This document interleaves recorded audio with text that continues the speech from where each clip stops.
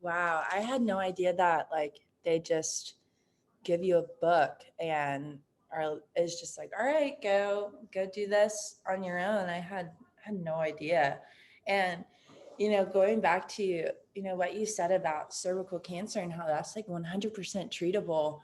Um, you know, 80% of sexually active individuals um, end up having like HPV once in their life and usually don't know it just because your body is very much designed to handle it. But then you think of men and women within who do have compromised immune systems, or their body is unable to fight it. And this is more so seen within the elder community. But um 80% of sexually active people, like that to me is is crazy to think about, because we're not educated on HPV. We're not even told about like what that is, and that is something that can cause cancer within women. And cervical cancer is such a slow forming cancer, and screening is just so important for it. And like you said, the lack of screenings and the lack of people getting tested, and people having that maturity to go forth and and be smart about their decisions, and to be screened after having unprotected sex, or to go and just say, hey, look, I'm going for my peace of mind to go and be tested, so that way I know my status personally. But it's not taught to us that that is okay, and that is actually like very respectable and such a great thing to do and such a smart thing to do. And to me, it's crazy to think that you know we are putting men and women in situations where they are having to learn through experience and on their own of a topic that can lead to so many different outcomes, such as an unwanted pregnancy, an unwanted STD or STI.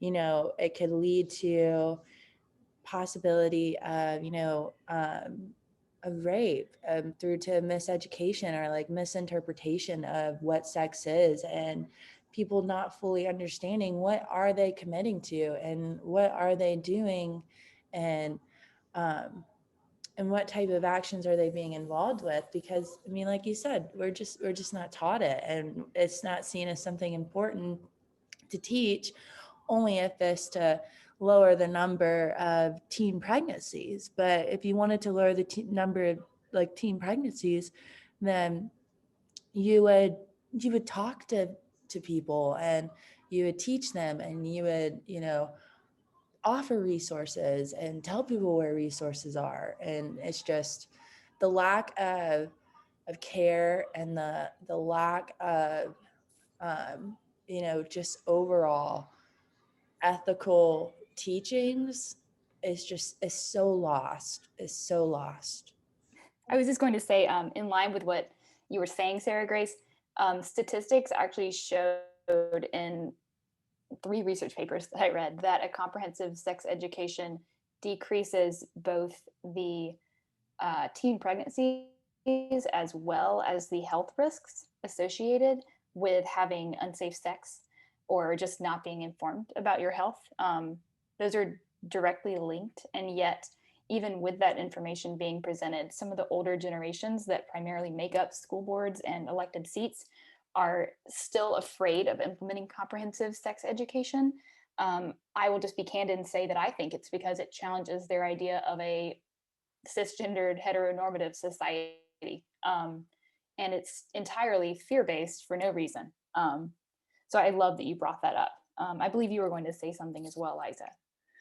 Yeah, I just think it's important to note too that this is not at the fault of the individual teachers themselves, because the individual teachers themselves could be fired for saying, speaking on topics that their school board or the state has told them that they are not allowed to. So I do think that's important to note, because I mean, as the child of an educator, um, you know, my it's just it's important to remember that it's not on them individually. And my teacher who wasn't able to speak on LGBTQ plus relationships, um, I know that I could see that there was regret in her face, and she did apologize that she wasn't able to speak on that because I think she wanted to be able to give us all a great education on that, but she was restricted and with the fear of losing her job.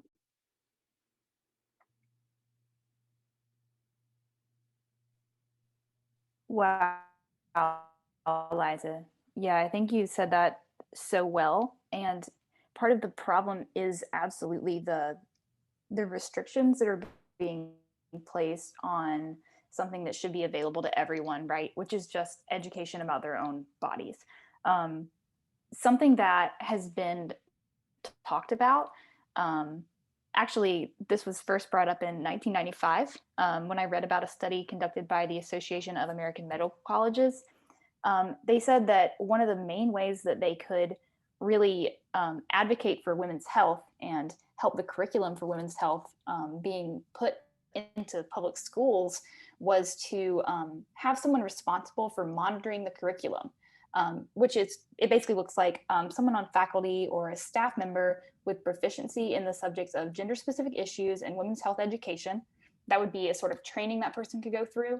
And if they had a person such as this on staff, they could greater invest in training programs for the other people on staff, and they could develop curriculum that would cover women's health. And I'm speaking to women's health here just because we're women's leadership majors, and we're interested in the way that women's health is stigmatized, and women's sexual health is it's just talked about so little that these issues do predominantly affect women and queer people with female bodies or female bodied organs. So it's just very important. But in this same study, the people, or rather the schools that responded saying that they had such a monitoring system in place, were so few. It was something like 18% had a staff member who knew anything at all about women's health and could fill in this position. And then after that 1995 survey, this was kind of lost. It's really stopped being explored, and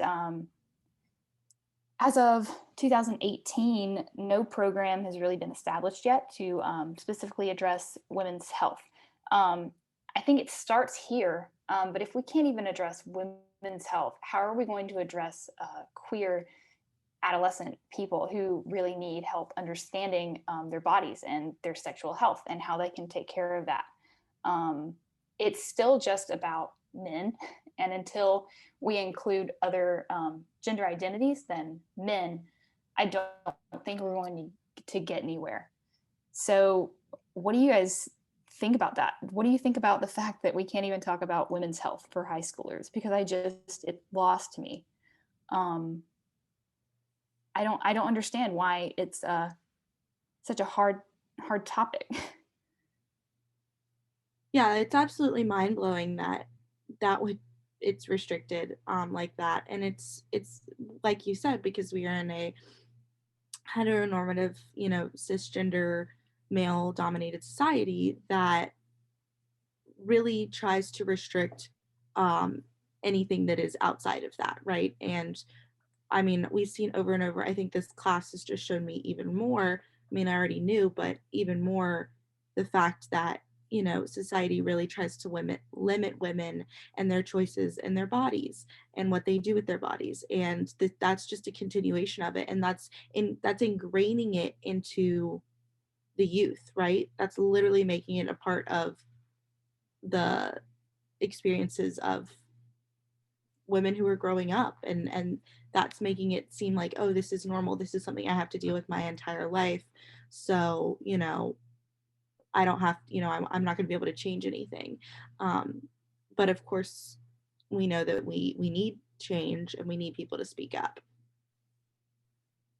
And like, to me, it's just, isn't it so crazy that, you know, women are begging, are asking, and are pleading for, you know, for us to be taken serious in a manner in which we can actually be properly educated on, you know, the care of our bodies and how to effectively care for our body and effectively make decisions that are best for our bodies. So, I mean, in a way, it's kind of like your disservice to us is leading us to, you know, these situations in which we can't even go get help through it because of fear of being, you know, judged, or fear, oops, sorry, or this fear of being you know, looked at funny or judged or out or like casted out. You think about teen pregnancy and you think about women who are facing homelessness because of being pregnant. I will never, oh my goodness, I will never forget. Um, I was not sexually active in high school. My parents actually had me make a pact with them that I would not lose my virginity until after I graduated high school. And so, with that being said, my I remember my mom sitting me down and saying, if you get pregnant while you're in high school, you cannot live here and you cannot stay here, and you will have to figure that out on your own. And it's just such a prevalent issue regarding overall the safety of women, because at this point we are providing women an opportunity to not be safe and to not be well educated in a realm that they deserve to be educated on, because I mean, it is our body and it's our source of life, and if we don't know how to take care of that, then what, like, what, how are we doing anything um you know, good for women overall? It's just, it's always blown my mind at the lack of care and the lack of empathy and sympathy that is given towards this topic, because of the fact that people just don't want to talk about it because it's uncomfortable or they think sex is bad. And I mean, when you have it the right way, sex really isn't too bad. But you can't talk about that stuff. And it's not normalized. And I don't understand why it's not normalized when it's something that everybody partakes in. So if everyone's partaking in it, wouldn't you want everyone to be safe while doing it?